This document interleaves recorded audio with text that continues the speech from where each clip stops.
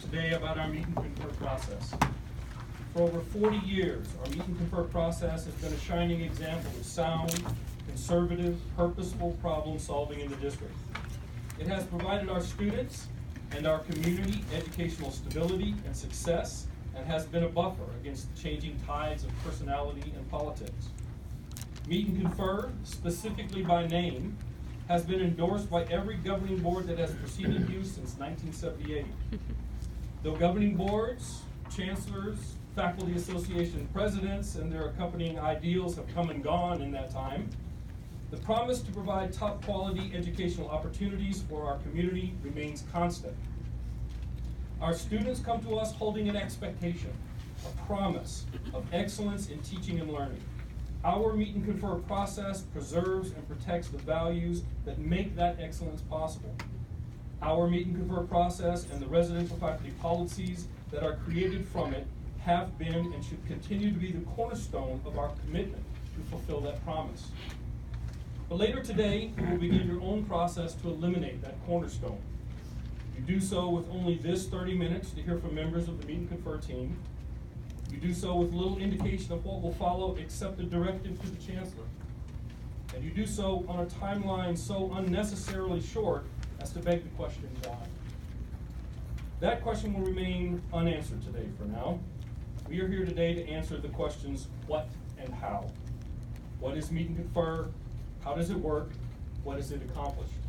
To answer those questions, I will defer to a much wiser and more knowledgeable person, Dr. Patricia Finkelsack. Thank you, Mike. President Hendricks, members of the board, Chancellor, the members of CEC, and guests.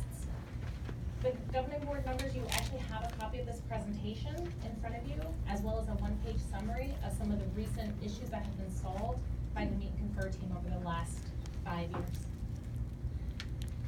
As Mike mentioned, Meet and Confer is a team of faculty and administrators who bring a variety of perspectives and expertise to this process. And Meet and Confer has been continuously codified in the RFP since 1978. In 2012, the process that we have used since 2011, called interest-based negotiations or interest-based problem solving, was also codified in the RFP. In 1978, the process, as defined in the RFP, is a process for the purpose of deliberation and recommendation for change in the residential faculty policy manual. It is a collaborative problem-solving process that has served the district well for over 4 decades. It forms the basis of a partnership between faculty, administrators, and the governing board. We work to solve complex problems in a way that finds a win-win solution. The preservation of this collaborative process will allow the collection of good ideas for governance, problem solving, and the quality of life that a solid education provides for our students, their families, and our community. Nothing in the process, then or now, prohibits the ability or gives away the ability of the governing board to approve or reject the recommendations of the team. The hope is that the recognition of this forward-thinking process, which other districts now try to emulate, both in Arizona and across the country, has established trust and relationships strong enough to allow the board to recognize what success this process has been. Interest-based problem solving is the process by which the team has engaged in problem solving since about 2011. It's based on empirical evidence that decisions that are made in this process are better when they are mutually agreed to and meet the interests of all parties at the table. As you can see in this process, it's a continuum, it's a circle. It has built-in continuous improvement inherent in the process. On the right side of the screen, I call it the Finkenstat left. On the right side of the screen, you can see how the process begins. The team identifies issues, and we'll talk a little bit more about how those issues are brought to the table on the next slide. The team identifies issues, and then we engage in a significant amount of what we call scoping. Scoping is the process by which we identify the history of the issue.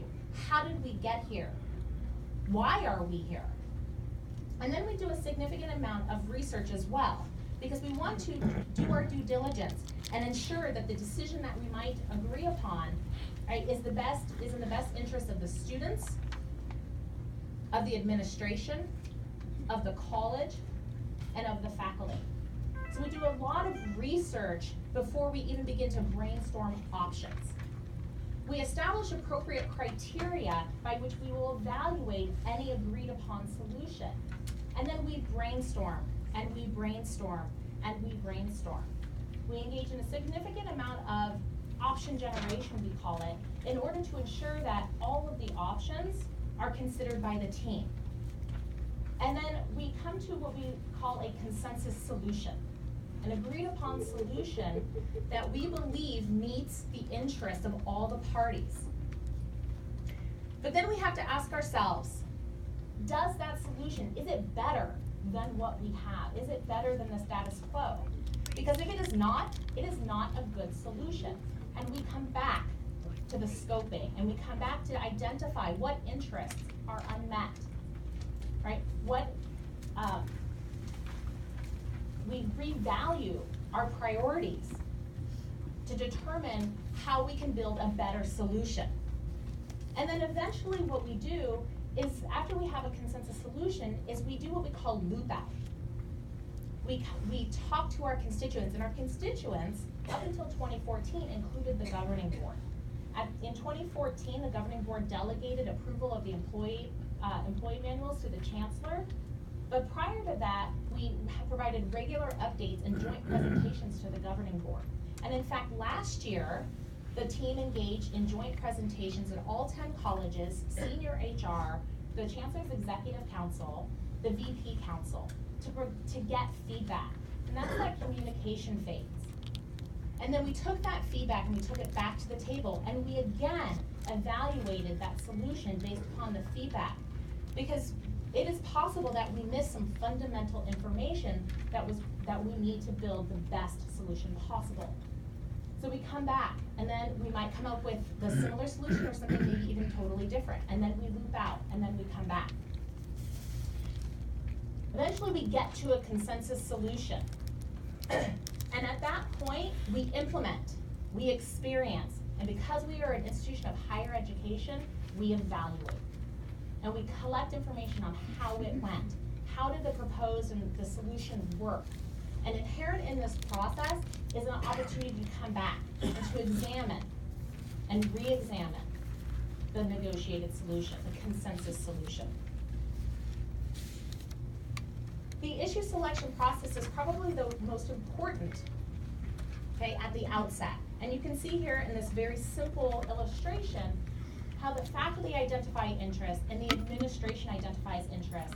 And then those are brought to the team to prioritize their issues. What issues will be worked on this year or in this cycle? The faculty include the faculty senates, the faculty executive council, department chairs, right, and other appropriate representative bodies. The administration includes the governing board, the chancellor's executive council, vice presidents, HR, and other representative councils. And all parties bring issues to the table for the team to prioritize and determine what they are able to work on. I'd like to take the remainder of the time to talk about some of the issues and the resolutions that the team has come up with since 2012. The first one I'd like to talk about is peer assistance and review, or PAR. The PAR process is an opportunity for our new residential faculty during their probationary period to engage in a process by which they are evaluated by their peers, their chairs, their administrators, and their students. And they are required to reflect upon that feedback and identify goals to address any things that the students loved, right, and enhance upon those, or perhaps if something wasn't quite what the students appreciated, to address those possible deficiencies. In addition, faculty members are required to engage in service to our students, service to our college, service to our department, service to the district, and service to our community. Examples of student service include student advising, academic advising, student tutoring, advising student clubs. Committee work is how we engage in service to our college or to our district. All right, and then we can also serve on advisory councils or be asked because of our expertise to serve in the community. We also engage in significant amount of professional development. That professional development and all of the prior pillars, instruction and service, should all answer the fundamental question: how does this make me a better faculty member so that I can deliver quality education to my students? That is the question that residential faculty members ask themselves every day of every moment that we walk into a classroom, and even during the summer. The 60-40 ratio of full-time to part-time faculty. It is our belief, and it is supported by evidence, that students prosper and have better retention and success when they are instructed by full-time faculty. Full-time faculty are better engaged. They have a better sense of the resources at their colleges and in their communities, and are able to guide students to those resources to enhance their success. And the 60-40 ratio of full-time to part-time faculty says that the majority of our classes, 60%, should be taught by residential faculty. Professional Code of Ethics, which resides in Appendix H. The Professional Code of Ethics was developed in order to provide a clear distinction and clear communication about the code of ethics and professionalism that faculty strive to meet, because we believe that by being professionals, we serve our students better. Retain and retrain. The old policy in the RFP was called reduction in force, and it was an unworkable solution. And the policy did not work. So we engaged as a team to examine the issues related to retain and train and to model the best practices nationwide. Retain and retrain has never been and was never intended to be a process to address faculty who are poor performers. There are other processes in place to address those concerns. The retain and retrain process was a way to provide flexibility to the colleges to move residential faculty from areas of low student need to areas of high student need. And the retainment part is about preserving the significant investment of resources and time that we have put into our faculty members and retaining those for our institution by allowing an opportunity for faculty members to retrain in a discipline that is high need, and then to be able to teach in that area. Salary inversion. Salary inversion was about equity. It was about providing equity for faculty members and other employees. It's true in other employees. Salary inversion is a process, is a situation where employees working within an institution, right, are paid less than employees who are coming into the institution with comparable qualifications. And it created a morale problem. And we wanted to address that equity issue. The governing board tasked the team with developing a solution to not only address salary inversion, but also to prevent it from recurring. And we successfully did that. And you can see that in section 4.4 of the RFP, of how we made sure to not have recurrence. The last one I just want to briefly talk about is conflict resolution. Conflict resolution includes grievances, methods of student-faculty conflict, as well as the ability to address complaints against a faculty member related to their work or their academic processes. But what I really want to talk about is something that we didn't anticipate and is inherent in the ability of our process to be flexible to the issues that arise. And that's the salary grade appeal. In conflict resolution, in section 6 of the RFP, there's a section on complaints against by students against faculty members. And that process works well, but what we identified was that there was not a process for students to appeal grades. The policy simply said 60 days to appeal a grade, but provided no guidance for who, what, when, or how. And so every college could have been doing it differently. and students sometimes didn't know who to go to. So we convened a focus group with faculty and administrators. All right, we pretended we were students, we sought out student input, all right, as department chairs and as advisors. And we developed a process that provides guidance to the student to ask about an appeal to a grade. I'm not sure, I think you made a mistake, or I'd really like to question how this grade came about. And not only does it provide a clear and consistent process, but it also provides the ability for the student to bring an advisor to the meeting. Because we all know that students may feel uncomfortable approaching someone in a position of authority. And we wanted to provide a method by which that student would feel more comfortable. Right? That is something that we didn't anticipate coming out of this process, but we took it in hand and we believe we developed an appropriate process to help students in that respect. We could certainly talk more about these other issues, but I would like to go ahead and provide an opportunity if there were any questions from members of the board about Meet and Confer and about the RFP and about the processes and the solutions that we've come to. Thank you. Excuse me.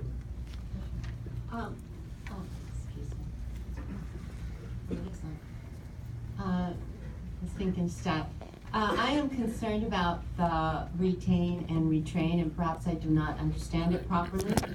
As I understand it to be, when a teacher's subject is no longer needed for whatever reason, then that person can go and be retained. And I think that the district pays for that retraining, right? It would depend upon, Mrs. Haver, members of the board, it would depend upon the unique situation of the faculty member. So the first alternative to a residential faculty member who is no longer needed in their higher discipline would be to look to see if they are qualified in alternate disciplines, right? Because many of our faculty members come with qualifications that qualify them to teach in multiple disciplines. Oh, okay, so that would be The first step would be to move them from one discipline to another within their college, or possibly within the district.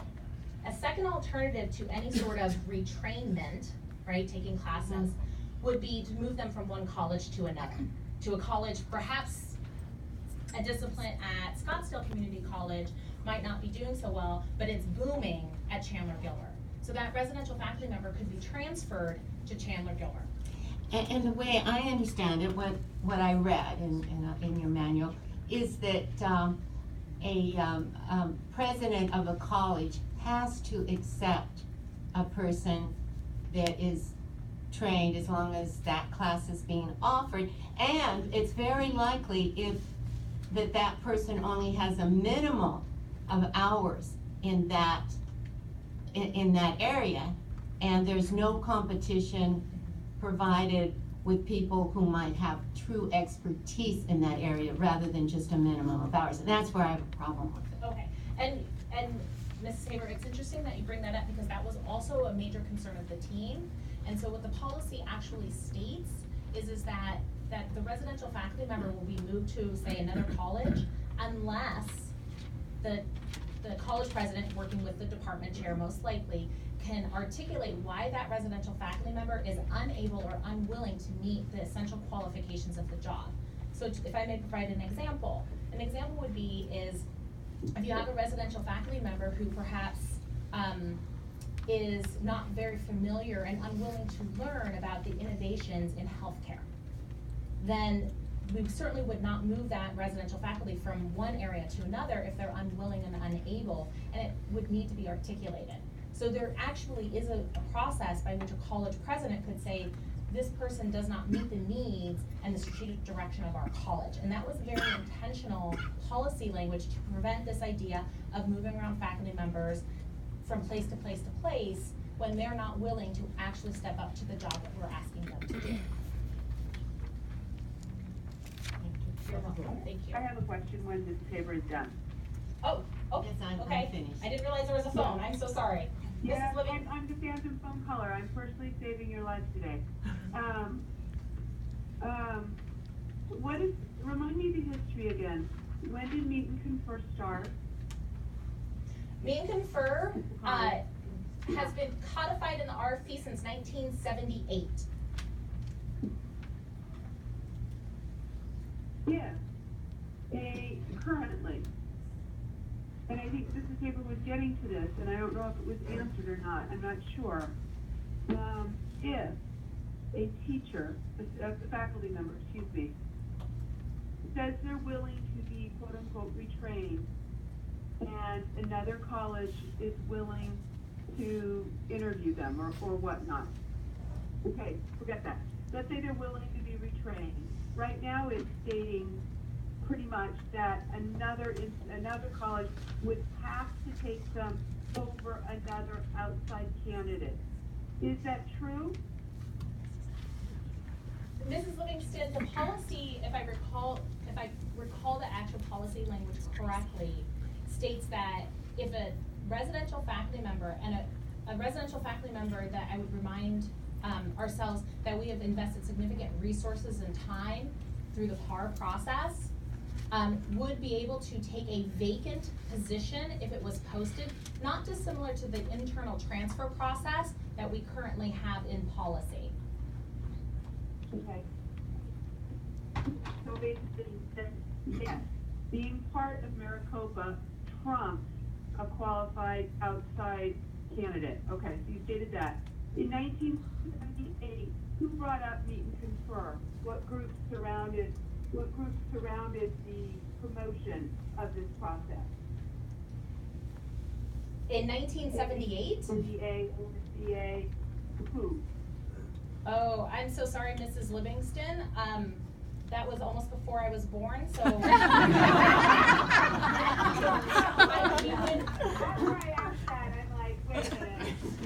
But do you have an intelligent guess or a guesstimate, or does Mr. Chancellor or anyone in the room have an educated guess on that?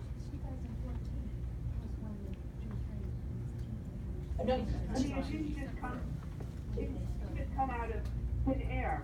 So who lobbied for this? Elsner. Mrs. Livingston, we can certainly attempt to answer that question with some of our more seasoned faculty members. And we can get back to you on that. But from its inception, I think it's also important to remember that it would have been approved by the governing board and the faculty and the administration at that time. I understand that. I was just curious to its first beginning, where it rooted from. We can attempt to identify that, but I don't want to promise that. Yeah. But we will attempt to address that question. I'm gonna mute you off. Thank you. Okay. Thank you, Mrs. Livingston. Dr. Thorpe. Thank you, Mr. Hendricks. Dr. Finkenstein, could you clarify for the board the difference between Meet and Confer and collective bargaining? Meet and Confer, Dr. Thor, President Hendricks, members of the board, CC and guests.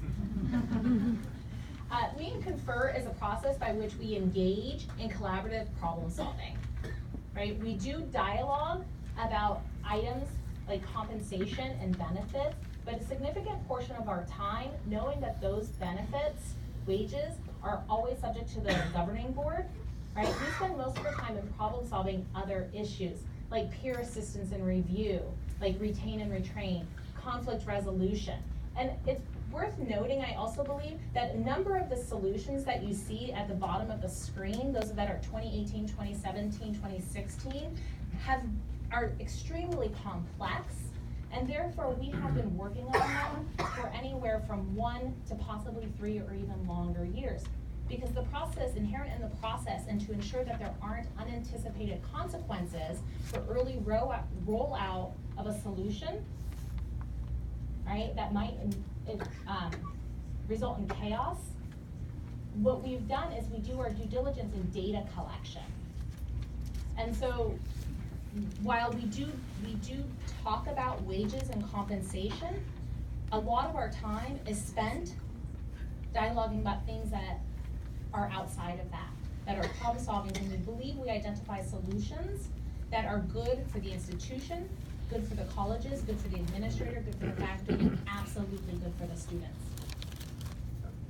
Dr. Thor, President Hendricks, members of the governing board, if you would repeat your question, I think I have another way of answering that.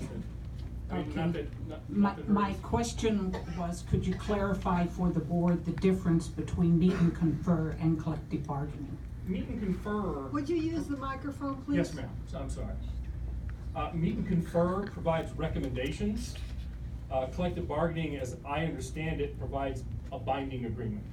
And what we present as a result of meet and confer are recommendations. Thank you. Okay. Any other questions? Mr. Barton? Thank you, President Hendricks, Dr. Dixon. Hello. Thank you, President Hendricks, Dr. Finkenstein, and my apologies for the technical difficulties. This is my first governing board meeting. I just had a question about the meet and confer process. When you have the consensus solution, is that a unanimous solution that you arrive at, or is it just a simple majority of the faculty and administration? Mr. Bartney, thank you for that question. President Hendricks, members of the board, because we use interest-based problem solving, we actually go to thumbs.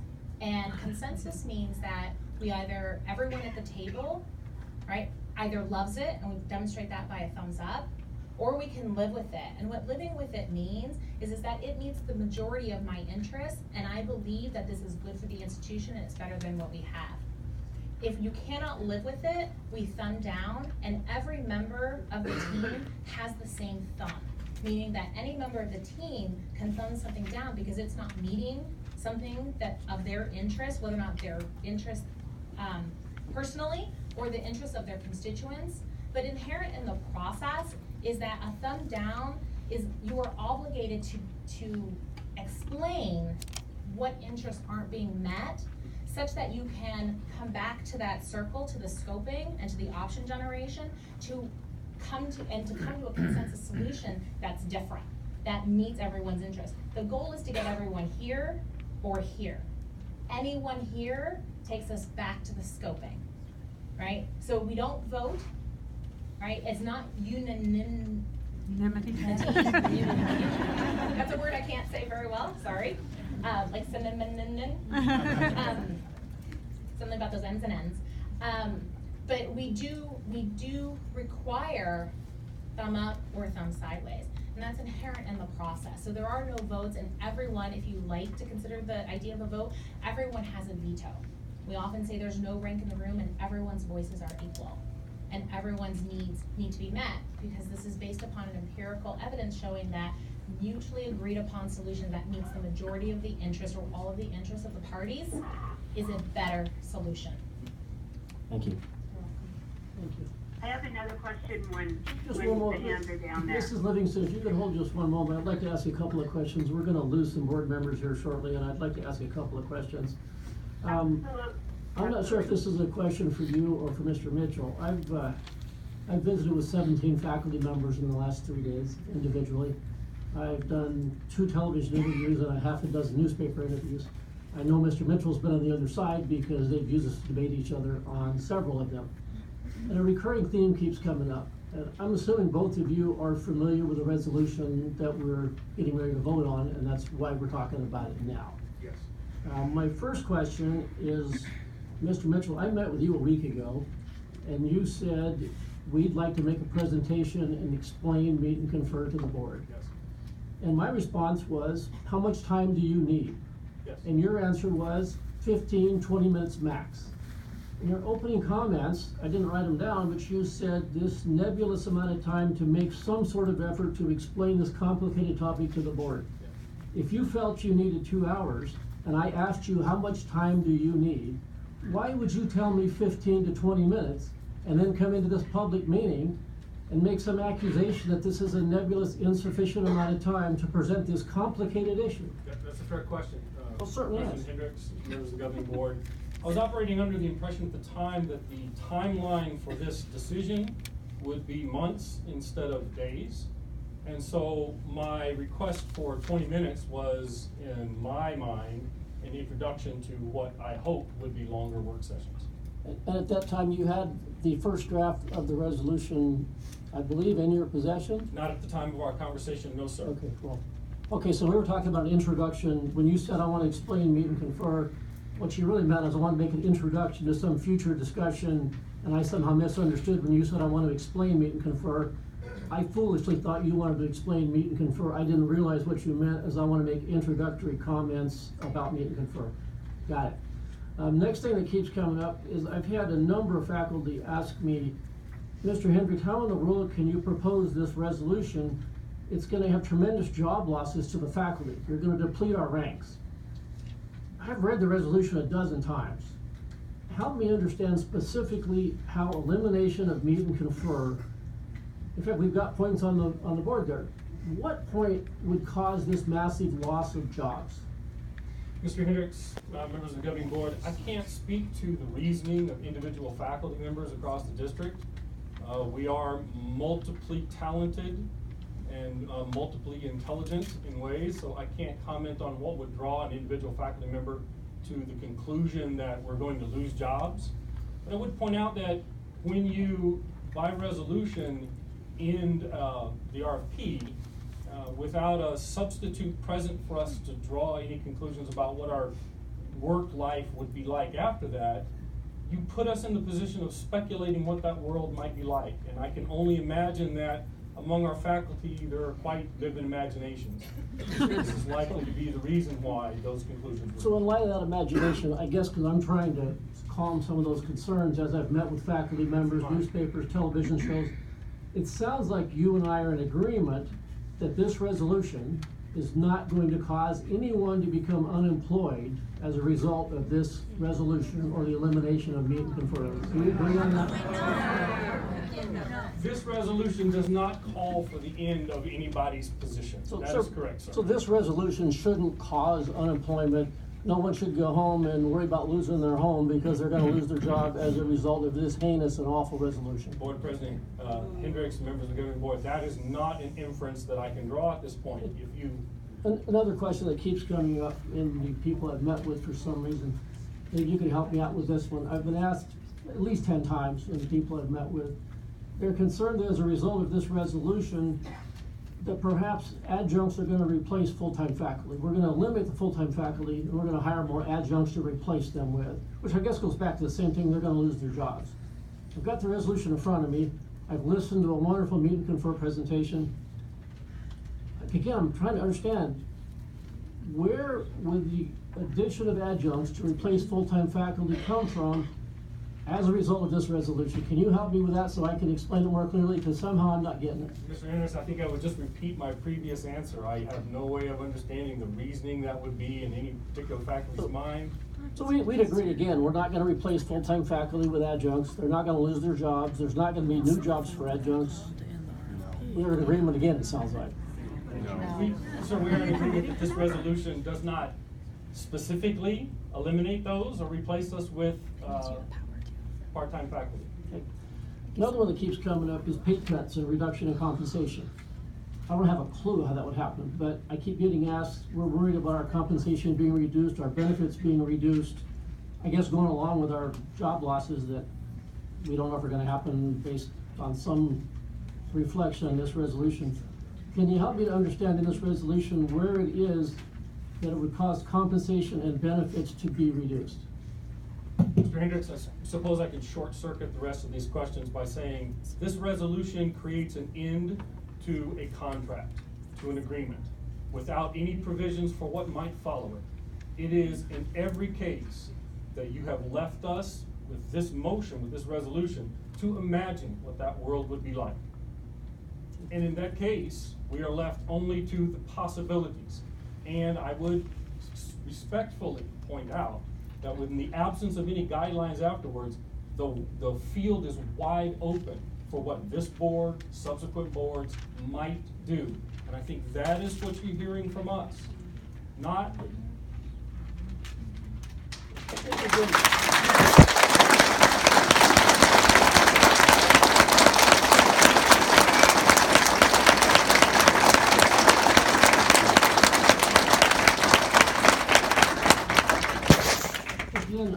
I've heard a lot about problem solving and meet and confer. I went back through the agendas and the minutes quite a ways back. When I read through it, all I found was collective bargaining. I found compensation discussions, I found benefit consumption conversations, I found accountability or lack of accountability discussions. What I did not find are the academic issues I'm hearing described. And I see the peer assistance interview was in 2012. That was 6 years ago. In the interview you and I both gave last night to Fox News, one of their questions was, well, that's not a big enough time frame to say, because I handed them the minutes to the meeting. I said, go look at them yourself. He said, well, you're only going back a couple of years. Well, if our primary focus is problem solving in students, how far back do I need to go to see when Meet and Confer did something other than collective bargaining? Would 10 years be enough, or how far back would I need to go to see this problem solving, to see this student benefit, and to see this peer assistance? How far would be enough, and I'll pull them back further.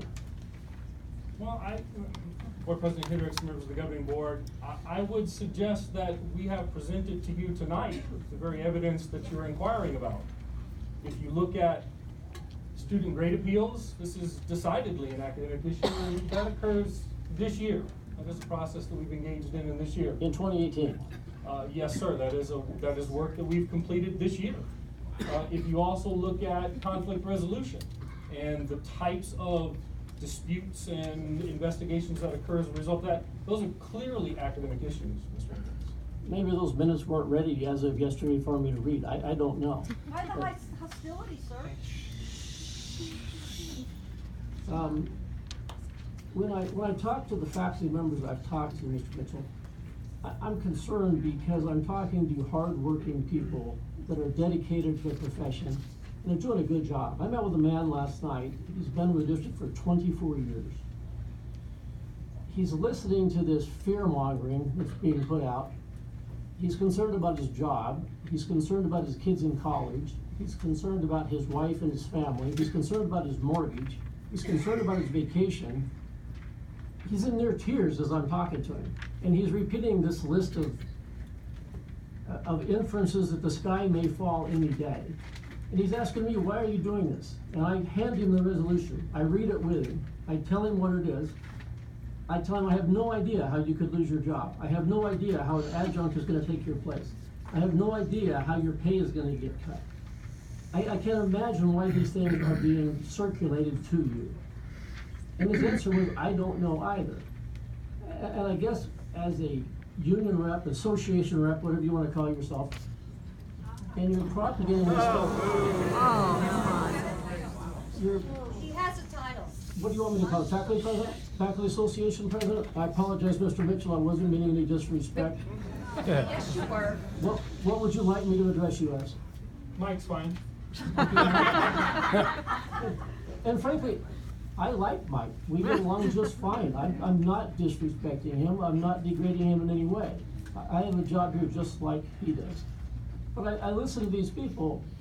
This man last night, he talks about, he logs onto his email 10 times a day on Saturday, Sunday, Christmas, because he does some online classes and he wants to respond to his students and he wants to do a good job. There are hundreds of these people.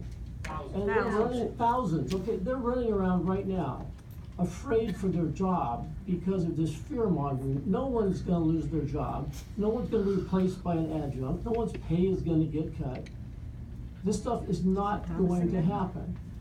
I've got a letter here in front of you, and I'll just read a couple of paragraphs. I believe this was written by you. This is our faculty association leadership have elegantly communicated what's at risk. Let me restate it very simply. No meet and confer equals no legally defensible RFP. No guarantee of any working conditions contained in the RFP. Without meet and confer, this or any future board could unilaterally change or eliminate any of the RFP they choose. That's true. Now we'll get to paragraph 2, which is the real point of the letter. I, along with your faculty leadership, have often warned that the rights and privileges we enjoy as professional faculty hang on a thread. We have repeatedly stressed that our only real power lay in our ability to shape the composition of the governing board. We have repeatedly asked you to help us elect board members who share our vision of a student-faculty-centered enterprise. But until now, too few have heeded the call. The time has now come for change. There are a little over 1,400 residential faculty in our district, 70% of which are faculty association members. This is a call for union membership and an increase in donations. If what we're doing here is exaggerating this resolution and just fear-mongering and frightening hard-working people that do a great job and do a good thing so that we can get more union membership and more union dues, this is atrocious. And I hope that's not what you're doing, because the representations that I'm hearing are false. They are falsehoods, they're not remotely based in fact. It reminds me of emails I got when Y2K was happening and the world was gonna stop and life wasn't gonna go on. Go bury your gold in the backyard and get a shotgun and a bunch of shells for your closet. This is baloney. It's atrocious. Then why are you doing it? Shut up. Any other questions or comments from the board?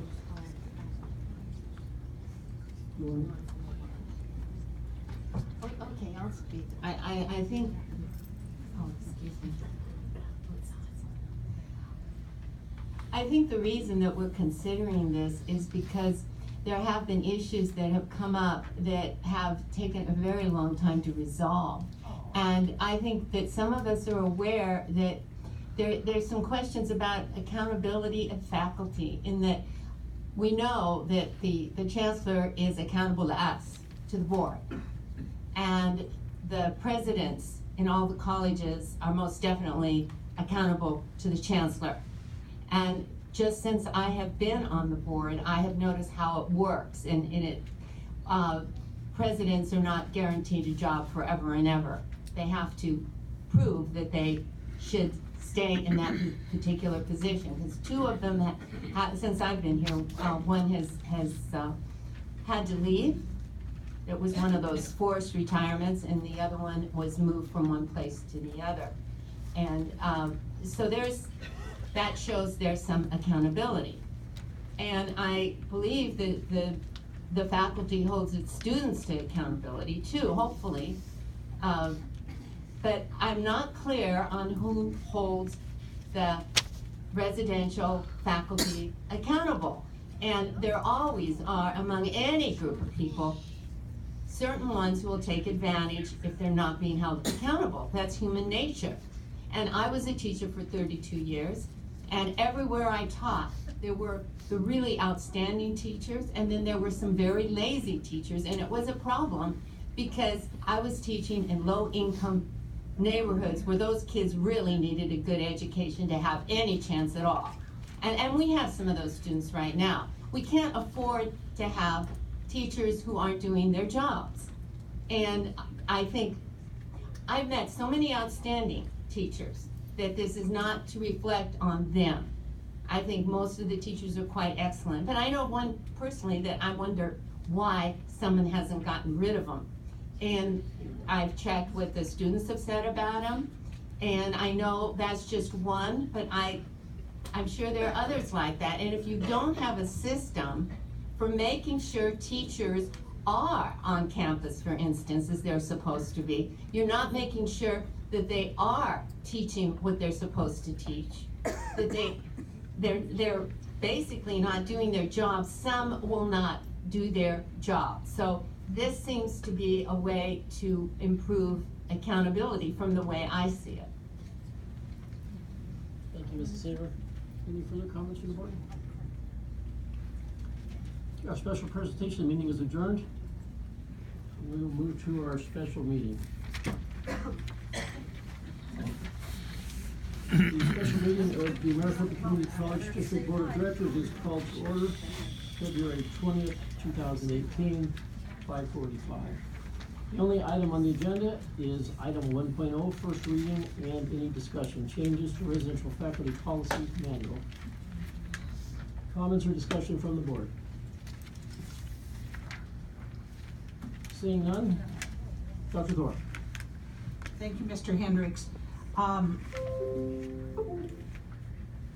I see many ways that we could improve on this resolution, particularly in response to some of the things that we've heard tonight. I would recommend that whereas be added that explains why Meet and Confer does not accomplish the whereases of recognizing how essential the faculty are and the value of the principle of academic freedom and recognizing collaboration and cooperation. That it doesn't quite flow to acknowledge those things and then say, therefore, we're eliminating meet and confer. So I think we need to have much more clarity about why. I also am pleased that the resolution does call for the chancellor to incorporate portions of the existing policy manual. But I would like to see much more detail about what aspects of the existing policy manuals will be considered for rolling forward. And then finally, I have some difficulty, a great deal of difficulty actually, with the date the chancellor is being given, that the existing RFP would end October 31st, 2018. That is 2/3 of the way into a semester. And clearly a faculty member might find themselves starting in August under one set of policies and ending under another. So it would make more sense to me for the change, if the board does decide that it wants to do that, the change to take place at the end of the academic year, or at least at the end of the fall semester. And I would hope that between now and Tuesday that we're able to entertain some revisions to the resolution, or even postpone the vote on this to allow some more time for deliberation. Are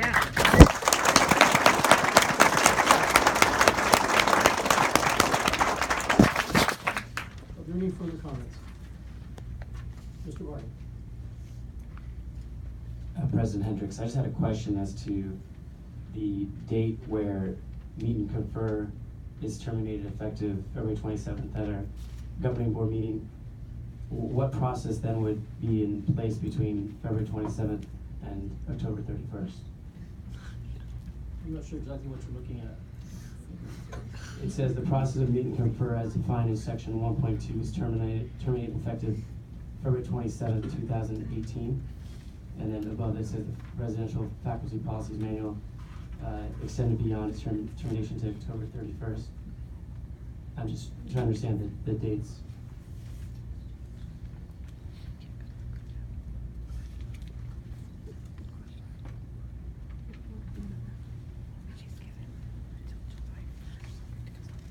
I don't know that I have an answer for you. As for the Meet and Confer process is not a fast process as they described.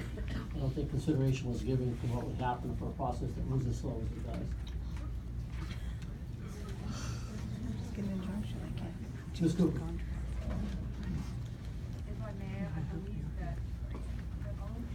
No, can you turn that on, please? Is that's No. better. Mr. Barton's question is addressed by paragraph 2, that there's creation of a process of faculty policy development, et cetera, no later than July 1st, 2018.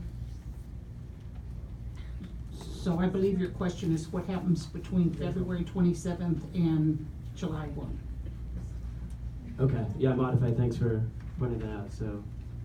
We would still abide by the existing RFP, I assume, and there just wouldn't be any changes that would have been handled through Meet and Confer. Correct, Mr. Hendricks. Okay, thank you. So there wouldn't be changes to the RFP in the meantime. Any further questions? We get a motion to adjourn? So moved. I second it. Meeting adjourned.